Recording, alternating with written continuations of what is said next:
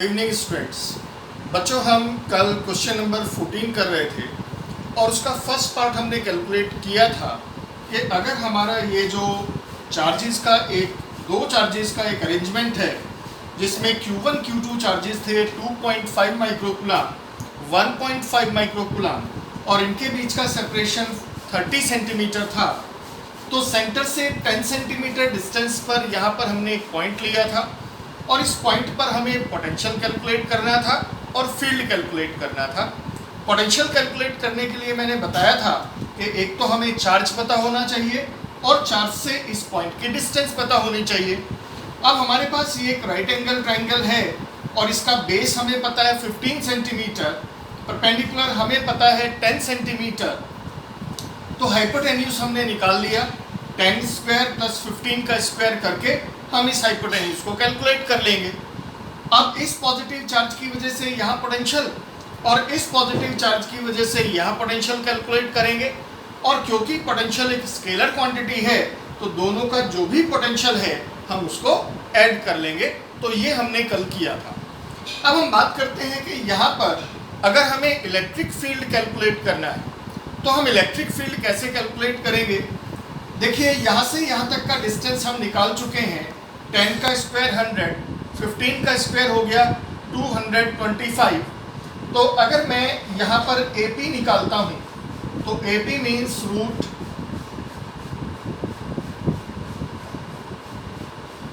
AP square, that is AC square plus CP square.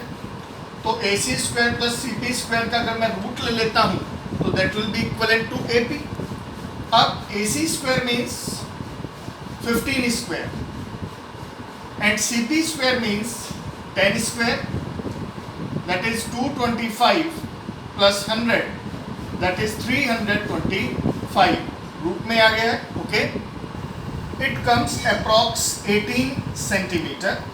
Okay, now it is 18 centimetre and that is also 18 centimetre. अब बच्चों, अगर मैं इस Q2 charge की वजह से यहाँ पर फील्ड देखता हूँ तो फील्ड होता है away from the positive charge, that is E2 due to Q2 charge. और अगर मैं Q1 चार्ज की वजह से यहाँ पर फील्ड निकालता हूँ, क्योंकि ये चार्ज मैग्नीट्यूड में कम है इसके कंपैरिजन में और पॉजिटिव ही है, तो फील्ड तो away from the positive charge ही रहेगा, लेकिन इस फील्ड का जो मैग्नीट्यूड है E1 that is less than E2। अब हमारे पास जब हम E1 कैलकुलेट करेंगे, that is the field due to Q1 charge at point P, that is 1 upon 4 pi epsilon naught Q1 upon BP का स्क्वायर। so वैल्यू पुट करेंगे 9 into 10 to the power 9, Q1 means 1.5 microcoulomb, that is 10 to the power minus 6 coulomb upon, and that is BP का square यानी 18 का square, यानी 18 into 10 to the power minus 2 इतना metre में convert कर लेंगे और इसका स्क्वायर, तो इसको सॉल्व करके इतना न्यूटन पर कूलम हमारे E1 की वैल्यू आ जाएगी। सिमिलरली हम Q2 चार्ज की वजह से यहाँ पर जो फील्ड है वो कैलकुलेट करेंगे 1 upon 4 pi epsilon naught Q2 upon AP का स्क्वायर। वैल्यूज पुट करेंगे 9 into 10 to the power 9, Q2 means 2.5 microcoulomb and AP means 18 centimetre, यानी 18 into 10 to the power minus 2 metre इसका स्क्वायर। अब अगर मैं इन दोनों का रिजल्टेंट कैलकुलेट कर दूं तो यही इस पॉइंट पर नेट इलेक्ट्रिक फील्ड होगा due to this two charges. तो बच्चों, हम इसको कैसे करते हैं, हमने 11th में पैरेललोग्राम लॉ पढ़ा था। यहाँ पर ये दो वेक्टर्स हैं E1 and E2 and they are starting from the same point ना, तो इनका रिजल्टेंट कैसे निकालते हैं पैरेललोग्राम लॉ से, कि resultant will be equal to the diagonal of the parallelogram which will start from the same point from where the two vectors are started। तो यहाँ पर E1 and E2 are representing the two sides of a parallelogram, then their resultant will be equivalent to the diagonal of this parallelogram which will start from the same point from where these two vectors are started। तो ये हमने 11th में पढ़ा था। अब अगर मुझे E1 भी पता है मुझे E2 भी पता है। अगर मुझे इनके बीच का एंगल ये पता चल जाए तो फिर तो हमारा सीधा फॉर्मूला लग जाएगा कि E is equal to root E1 square plus E2 square plus 2E1 E2 and cos theta. अब यहाँ पर हम ऑब्जर्व करते हैं कि ये दोनों ट्राइंगल आपके सिमिलर ट्राइंगल्स हैं।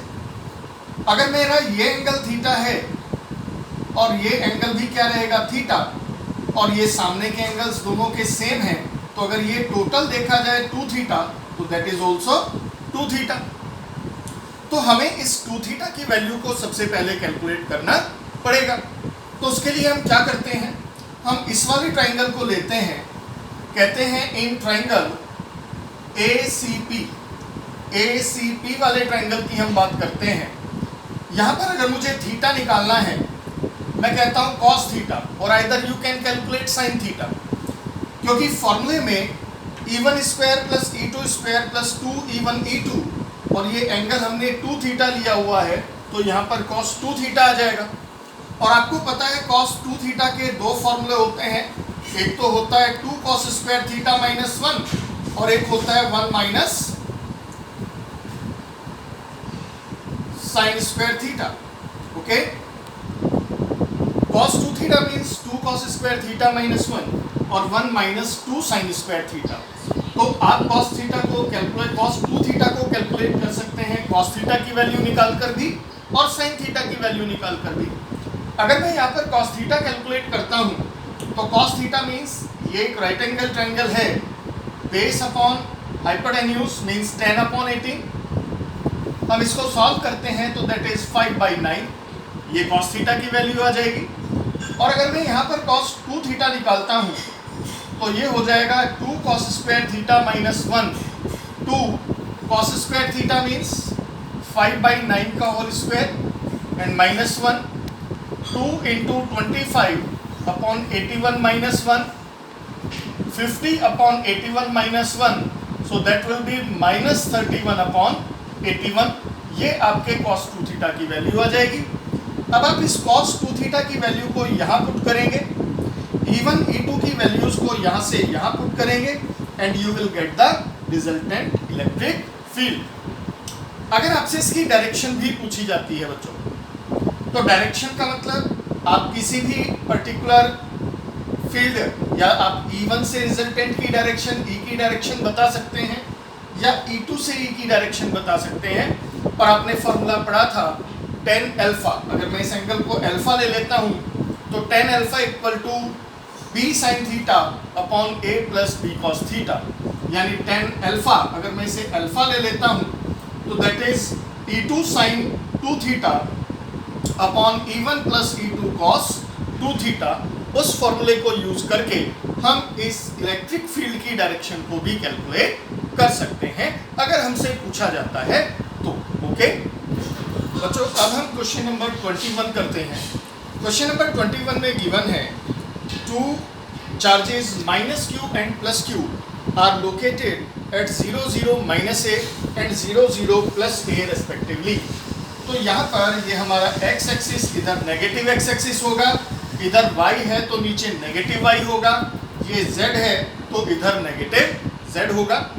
तो यहाँ पर हमारे दो चार्जेस हैं, माइनस क्यू चार्ज की पोजीशन है x एक्सिस पर 0, y एक्सिस पर 0 और ये नेगेटिव z एक्सिस पर, यानी इसकी पोजीशन माइनस a है। ओके, और यहाँ पर जो प्लस क्यू चार्ज है उसकी लोकेशन है 0 0 a। अब हमसे पूछता है what is the electrostatic potential at the point 0 0 z। देखिए x एक्सिस पर पोजीशन 0, y एक्सिस पर पोजीशन 0 और z एक्सिस पर मैं उस पॉइंट को यहाँ कंसीडर कर लेता हूँ। सपोज ये पॉइंट P है और ये है 0 0 और z पर। तो मुझे यहाँ पर पोटेंशियल कैलकुलेट करना है इन दोनों चार्जेस की वजह से। ओके बच्चों, पोटेंशियल कैलकुलेट करने के लिए पहले मैं इस प्लस क्यू चार्ज की वजह से यहाँ पर पोटेंशियल कैलकुलेट कर लेता हूँ, माइनस क्यू चार्ज की वजह से यहाँ पोटेंशियल कैलकुलेट कर लेता हूँ, और अगर मैं उन दोनों का अलजेब्रिक सम ले लेता हूँ तो that will be the net potential at point P। तो वही हम करने वाले हैं। सबसे पहले तो हम प्लस क्यू चार्ज की वजह से यहाँ पर पोटेंशियल कैलकुलेट करेंगे, यानी potential at P due two plus Q charge. Formula V1 कह देते हैं इसे, that is 1/4 pi epsilon not. Charge हमारा Q है और चार्ज से इस पॉइंट की जो डिस्टेंस है वो कैसे हम कैलकुलेट करेंगे, यहाँ से यहाँ तक की डिस्टेंस Z है और ये जो डिस्टेंस है चार्ज की origin say that is A। तो अगर मैं ये वाली डिस्टेंस लेता हूँ तो ये Z है और इसमें से अगर मैं A को सब्ट्रैक्ट कर लेता हूँ तो that will B A minus Z। तो यहाँ पर इस पूरे Z में से इस A को सब्ट्रैक्ट कर दें तो ये A माइनस Z आ जाएगा। तो that is A minus Z, that will be the potential. इसी तरह से मैं निकालता हूँ कि potential at P due to minus Q charge. अब ये माइनस क्यू चार्ज उस डायरेक्शन में A डिस्टेंस पर ही है। तो अगर मैं यहाँ पोटेंशियल कैलकुलेट करता हूँ V2, that is 1/4 pi epsilon not. Charge की वैल्यू माइनस क्यू है और यहाँ पर अगर मैं डिस्टेंस निकालता हूँ इस चार्ज से, तो यहाँ से यहाँ तक का डिस्टेंस ये हमें A गिवन है और यहाँ से यहाँ तक ये Z है। तो मैं लिख सकता हूँ A plus Z। Now net potential V, that is V1 plus V2। अगर मैं यहाँ पर Q/4 pi epsilon not common ले लेता हूँ जो कि दोनों में है, तो यहाँ होगा 1/A minus Z and minus 1/A plus Z। हम इसको सॉल्व कर लेते हैं।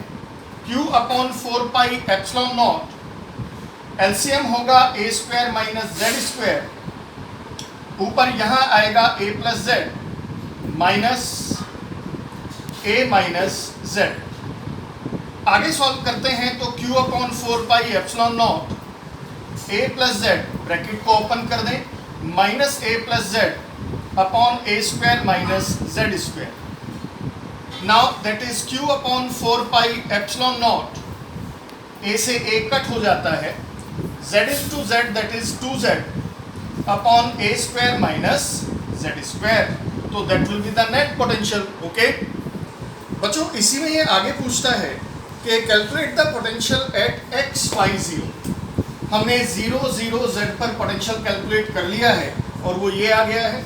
अब हमें x, y और 0 पर पोटेंशियल कैलकुलेट करना है, यानी जो भी हमारा पॉइंट है वो x, y प्लेन में है, z एक्सिस पर वो नहीं है।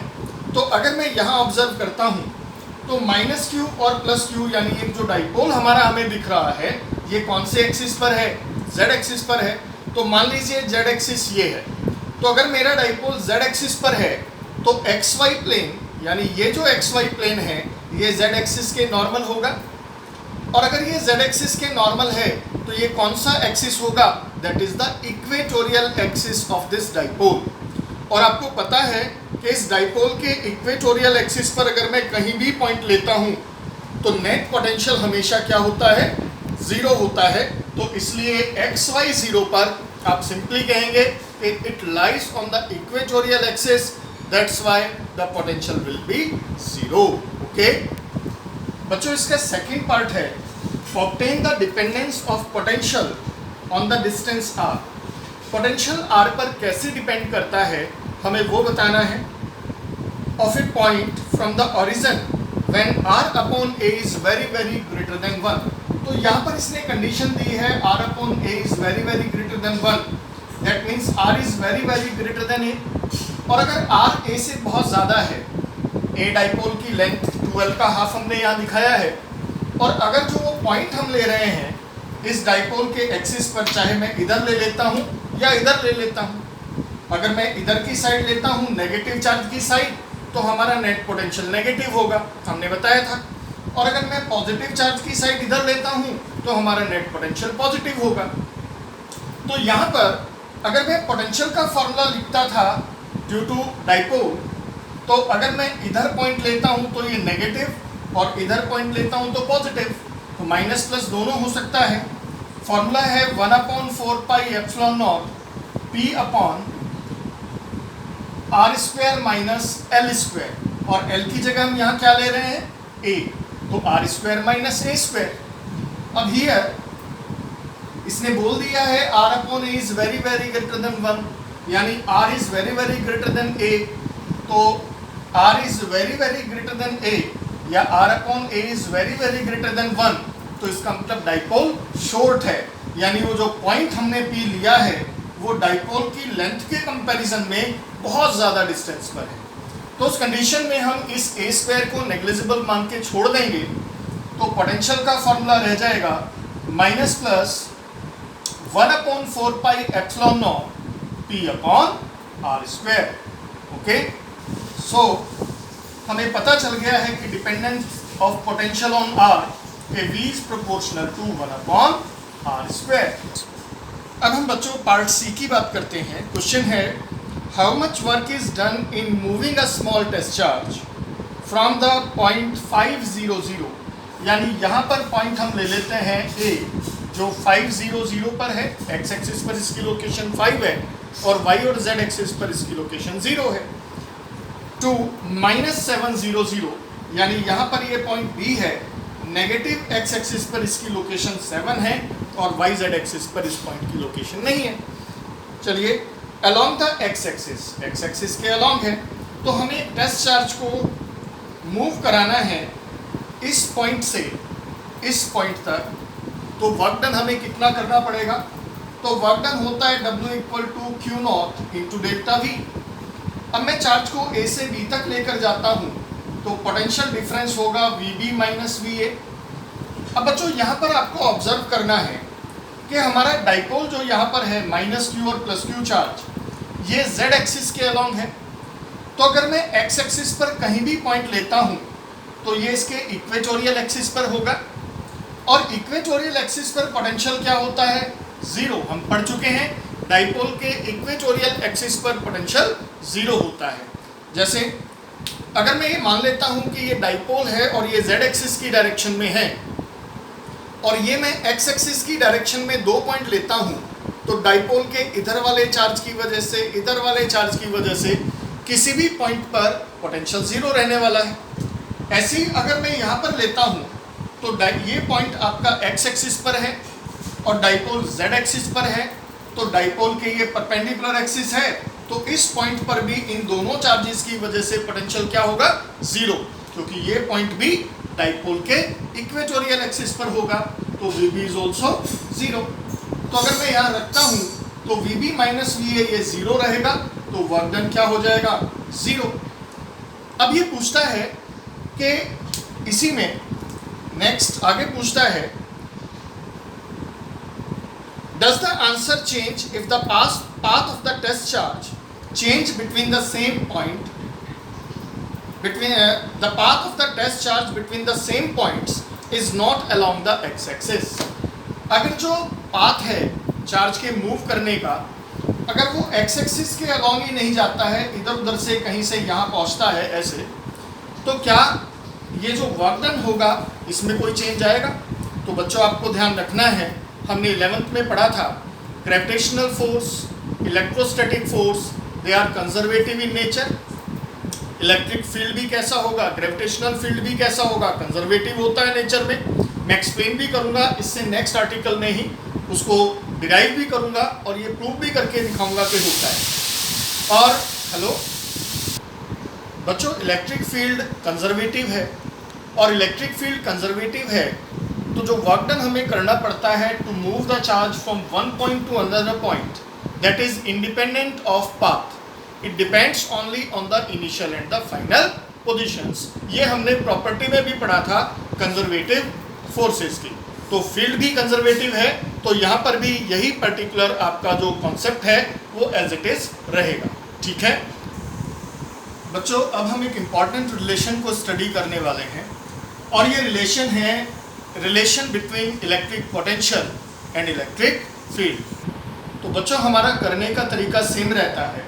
ये हमारा एक सोर्स चार्ज है और ये अपने चारों तरफ अपना एक इलेक्ट्रिक फील्ड जनरेट करता है। अब यहाँ पर हमने एक टेस्ट चार्ज को प्लेस किया है पॉइंट ए पर, तो इस सोर्स चार्ज की वजह से इस पर फोर्स लगेगा, और इस फोर्स को हम 1/4πε0 वाली फॉर्म में ना लिख के, क्योंकि हमें रिलेशन इलेक्ट्रिक पोटेंशियल और इलेक्ट्रिक फील्ड का बताना है, तो मैं इसको फील्ड की फॉर्म में लिख लेता हूँ, and F equal to Q E, Q naught E, Q naught ये चार्ज और इसकी वजह से यहाँ पर इलेक्ट्रिक फील्ड है E। तो देखिए हमेशा एक चीज़ आपको ध्यान रखनी है और ये इंपॉर्टेंट बात है, जब भी हम किसी चार्ज को इस पॉइंट पर प्लेस करते हैं तो इस पॉइंट पर उस चार्ज के फील्ड की वैल्यू क्या होती है, 0। यानी टेस्ट चार्ज या कोई भी चार्ज जिस पॉइंट पर प्लेस किया जाता है तो चार्ज का उसके अंदर, चार्ज के अंदर कोई इलेक्ट्रिक फील्ड नहीं होता है, चार्ज के बाहर इलेक्ट्रिक फील्ड होता है। तो यहाँ पर इस पॉइंट पर चार्ज का अपना कोई इलेक्ट्रिक फील्ड नहीं है, वो किसके इलेक्ट्रिक फील्ड को एक्सपीरियंस करता है, इस सोर्स के चार्ज के इलेक्ट्रिक फील्ड को एक्सपीरियंस करता है। तो इसलिए इलेक्ट्रिक फील्ड जो E है वो इस सोर्स चार्ज का है और Q नोट यहाँ पर ये चार्ज प्लेस किया हुआ है। अब अगर मैं इस चार्ज को A से B तक डिस्प्लेस करता हूँ dx, तो हमने वर्क निकाला था, small amount of work, and that is -F into dx, ये हम पढ़ चुके हैं। तो dw दैट इज -F की जगह Q not E into dx। हम सॉल्व करते हैं dw, Q नॉट को अगर मैं इधर ले आता हूँ तो dw upon Q naught that is -E dx, work done per unit charge that is potential difference between these two points, between the points A and B। तो इसको हम dv लिख देते हैं and that is -E into dx, और हम लिख सकते हैं E is equivalent to -dv upon dx। तो that is the relation between electric field and electric potential. बच्चों यहाँ पर ये जो क्वांटिटी हमें मिली है dv upon dx, that is change in potential per unit distance. तो इसको हमने एक नाम दिया and that is potential gradient. जैसे 11th में पढ़ा था फ्लो ऑफ लिक्विड्स में change in velocity per unit distance, तो वहाँ पर उसको वेलोसिटी ग्रेडियंट कहते थे। तो इसी तरह यहाँ पर जो चेंज हुआ है पोटेंशियल में पर यूनिट डिस्टेंस, उसको हम कहते हैं पोटेंशियल ग्रेडियंट। और हमें एक चीज़ और पता चली है कि इलेक्ट्रिक फील्ड की डायरेक्शन में पोटेंशियल डिक्रीज होता है, तो ये नेगेटिव साइन शो करता है कि field decreases in the direction of electric field. Okay बच्चों, हम ये भी कह सकते हैं कि electric field eight any point is equal to the negative of the potential gradient at that point। Okay बच्चों, हम जब इस फॉर्मूले को यूज करते हैं अपने न्यूमेरिकल्स में, तो देखिए हम कैसे लिखेंगे। हम लिख सकते हैं dv that is -E into dx, और dv is equivalent to potential एक स्केलर क्वांटिटी है, यहाँ पर इलेक्ट्रिक फील्ड एक वेक्टर क्वांटिटी है, और dx यहाँ पर डिस्प्लेसमेंट था, that is also vector quantity. तो यहाँ पर इन दोनों की डॉट प्रोडक्ट होगी और इसका जो नेगेटिव है that is equivalent to the potential difference. तो आपको ये फॉर्मूला लर्न रखना है न्यूमेरिकल्स को सॉल्व करने के लिए। तो अब हम इससे रिलेटेड कुछ न्यूमेरिकल्स को सॉल्व करते हैं, जिससे आपको इसे अप्लाई करना भी अच्छे से समझ आ जाए। बच्चों, ये कुछ क्वेश्चंस हैं जो आपके एनसीईआरटी में तो आपको नहीं दिए हुए हैं, लेकिन 10 इयर्स में आपको बहुत सारे मिलेंगे, और ये क्वेश्चंस आपसे बोर्ड एग्जाम्स में पूछे जाते हैं। तो मैंने सबको एक ही जगह कलेक्ट कर लिया है, जिससे आप किसी भी टाइप के क्वेश्चंस को इसमें से छोड़ने वाले नहीं हैं। तो सबसे पहले हम एक क्वेश्चन देखते हैं। Electric potential V at any point x, y, z in metres in space is given by, यहाँ पर पोटेंशियल को एक इक्वेशन की फॉर्म में शो किया गया है, 4x² - 3y² + z, ऐसे भी दे सकते थे। Calculate electric field at point 1 metre, 0 metre and 2 metre. ये x एक्सिस पर पोजीशन, ये y एक्सिस और ये z एक्सिस। तो एक पॉइंट हमें दिया गया है x, y, z एक्सिस पर, उसकी पोजीशन दी हुई है, और वहाँ पर हमें कैलकुलेट करना है इलेक्ट्रिक फील्ड। तो आपको पता है फॉर्मूला कि E = -dv अपॉन dx, ये हमने फॉर्मूला पढ़ा है। तो -d/dx -d/dx ऑफ v, और v की जगह हम क्या रखेंगे, 4x², 4 कांस्टेंट है, बाहर आ जाएगा, and d/dx of x², formula होता था x to the n x to the power n minus 1, तो that is 2 x to the power 2 minus 1, तो ये हो जाएगा बच्चों माइनस 8x। तो अगर मैं इलेक्ट्रिक फील्ड निकालता हूँ अलोंग x एक्सिस, तो x एक्सिस पर इलेक्ट्रिक फील्ड की वैल्यू क्या होगी? x की वैल्यू पर यहाँ हम x की जगह क्या रखेंगे?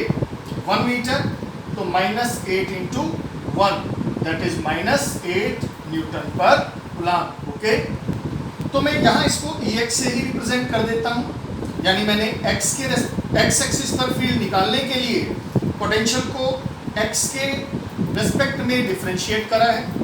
अगर मैं y एक्सिस पर फील्ड निकालता हूँ Ey that is minus dv upon dy, तो minus d by D Y of v, और v कितना है? 4x square.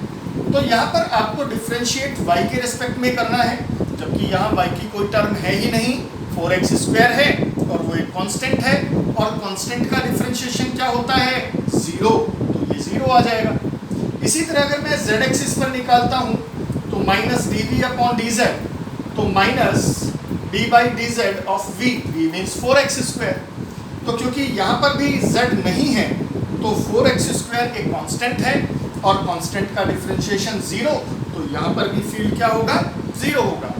अगर इसी इक्वेशन में मुझे माइनस 2y प्लस 3z दिया होता तो फिर मैं वहाँ पर इसको जब डिफरेंशिएट करता तो मुझे y में y की भी एक टर्म मिलती और z के लिए मुझे z पर भी एक टर्म मिलती, और मैं y और z की इन वैल्यूज को वहाँ पुट करके फील्ड कैलकुलेट कर सकता था। ठीक है बच्चों, हमारा नेक्स्ट क्वेश्चन है a uniform electric field of magnitude 200 newton per coulomb is directed 60 degree below the horizontal. Horizontal से 60 डिग्री एंगल पर एक यूनिफॉर्म इलेक्ट्रिक फील्ड यहाँ वर्क कर रहा है और उसका मैग्नीट्यूड है 200 न्यूटन पर कूलम्ब। हमें कैलकुलेट करना है कि find the potential difference between P and R। तो आप ऑब्जर्व कर रहे हैं कि यहाँ पर P और R ये हमें एक प्रॉपर एक डिस्टेंस दी है और ये है 5 सेंटीमीटर। अब अगर मैं फॉर्मूला लगाता हूँ P और R के बीच का potential difference that is VPR, यानी VR minus VP that is minus E equal to minus dV upon dr, तो dV equal to minus E dot dr, ये हम फॉर्मूला अप्लाई करने वाले हैं। तो यहाँ पर हम थोड़ा इस तरह से लिख देते हैं कि E इक्वलेंट टू हमने पढ़ा है माइनस dV अपॉन dr या dx या dl, जो भी आप लेते हैं, चलिए हम r ले लेते हैं। तो dV is equivalent to minus E dot dr, ये हमारा फॉर्मूला था। dV means change in potential, potential difference P और R के बीच में that is VR minus VP। E dot dr का मतलब E dr cos थीटा, और थीटा में कितना गिवन है? 60 डिग्री। इसको थोड़ा सा हम समझते हैं। जब हम डॉट प्रोडक्ट लेते थे दो वेक्टर्स की, ये हमारा वेक्टर A था और ये वेक्टर B था, तो जब मैं इनकी डॉट प्रोडक्ट लेता था जिनके बीच का एंगल थीटा है, तो मैं B का एक ही डायरेक्शन में कंपोनेंट लेता था that is B cos theta. और जब हम A डॉट B निकालते थे तो हम लिखते थे पहले वेक्टर का मैग्नीट्यूड और दूसरे वेक्टर का मैग्नीट्यूड B cos थीटा, तो that is AB cos theta.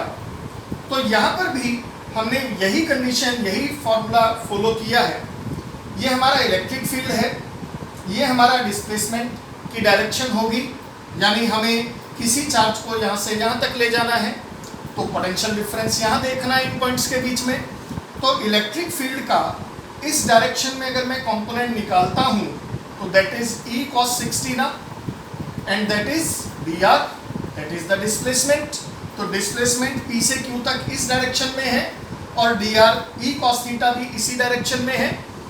Okay, तो इसका मतलब E डॉट dr, जब मैं दोनों की डॉट प्रोडक्ट लूंगा तो E cos 60 degree into this length dr। तो यहाँ पर माइनस साइन हमारा यहाँ पर है, तो वैल्यूज पुट करते हैं। माइनस E की वैल्यू हमारे पास है 200, dr ये टोटल लेंथ है 5 सेंटीमीटर, यानी 5 into 10 to the power minus 2 metre, and cos 60 cos 60 की वैल्यू होती है 1/2, 2 से ये कट हो जाएगा, 100 आ जाएगा, तो दैट इज -5 वोल्ट।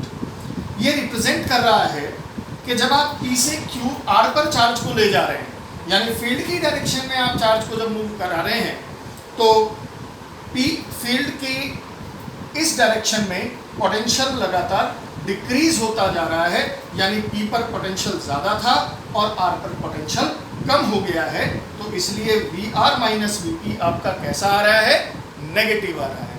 ओके बच्चों, मैं आपको एक न्यूमेरिकल शीट आपको व्हाट्सएप पे सेंड करने वाला हूँ।